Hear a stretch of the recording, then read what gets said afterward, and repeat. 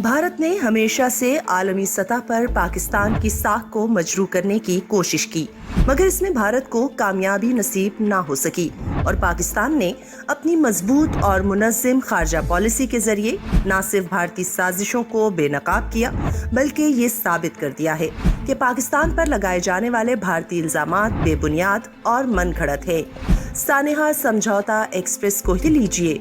ये सानेहा रूनुमा होते ही भारत ने इल्जाम पाकिस्तान पर लगाया, मगर बाद में भारत की अपनी ही एजेंसियों के तहकीकात में ये साबित हुआ है कि इस वाक़े के साथ पाकिस्तान का कोई ताल्लुक नहीं है, बल्कि इस सानेहे में कई पाकिस्तानी लुक़्माए अजर बन गए।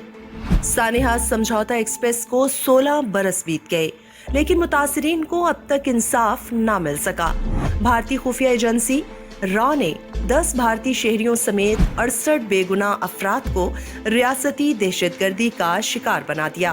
तहकीकात में ये इंकशाफ भी हुआ कि कमल चौहान दरगाह अजमेर शरीफ और हैदराबाद की मक्का मस्जिद बम धमाकों में भी मुलव्विस था।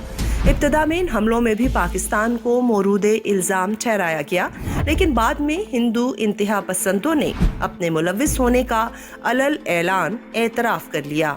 It was an encounter with a Muslim boy who was wrongly arrested for the Mecca Masjid blast in Hyderabad that apparently caused a change of heart in Swami Asimanand's mind. They were both in Hyderabad jail. This boy, Abdul Kaleem, was very kind to Swami Asimanand. Asimanand asked him, why he was in jail, and he said, I've been wrongly put away for a blast that I never did and that I was tortured for it. And this apparently had such a profound impact on Swami Asimanand that he decided to do penance for it and asked to confess.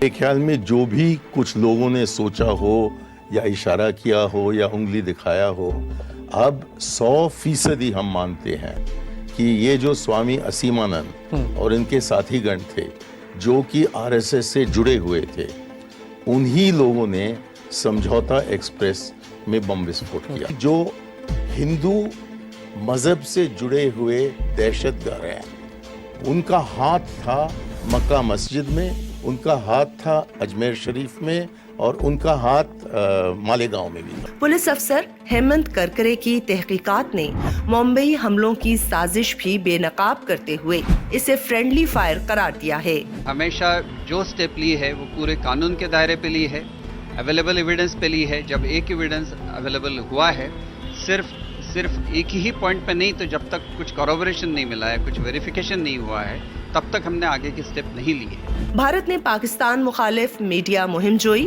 और झूठे flag operations का भी सहारा लिया, लेकिन समझौता express की तरह मोदी सरकार का हर एक हरबा खुद ही बेनकाब हो चुका है। पुलवामा अटैक झूठे फ्लैग ऑपरेशंस की एक कड़ी थी। इस हमले में भी दर्जनों भारतीय फौजी हलाक हुए। इससे कबल छठी सिंहपुरा में सिखों का कत्लेआम किया गया। हर बार इल्जाम मुसलमान ग्रोहों और पाकिस्तान पर लगाया गया, मगर बाद में ये साबित हुआ कि इन तमाम हमलों में खुद भारतीय हुकूमत और इंतहा पसंद हिंदू मुलविस थे। समझौता एक्सप्रेस के सानेहे का हाल एनी शाहिद की ज़बानी सुनिए, जो खुद इस रेलगाड़ी में सवार था और जिसके अजीजो अकारिब भी जिंदा जल गए। मुझे शोर सी आवाज आई, मैं लेटा रहा।